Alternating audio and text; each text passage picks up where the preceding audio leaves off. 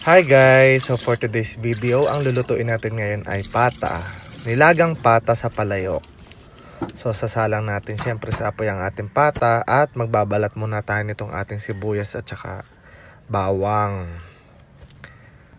Sibuyas na Tagalog ang ating inilahok. Tapos nanguha tayo ng papaya at saka ng ating pechay. Ilalahok din natin syempre. So balatan muna natin itong ating papaya. Malutong-lutong kasi sariwa, di ba?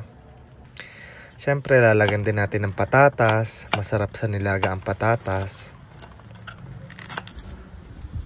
At ibabaon natin yung ating mga pinagbalatan sa lupa para maging pataba. Hinugasan natin ang ating magulay.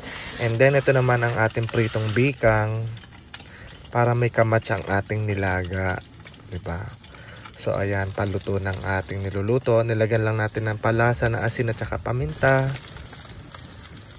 And susunod na nating palambutin tong papaya at saka patatas. And then ayan, luto na. Nilagyan na natin ang ating pechay at kakain na tayo.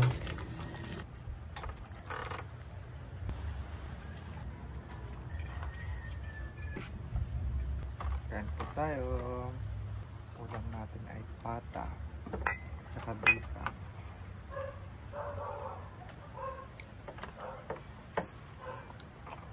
Bikang na dulong.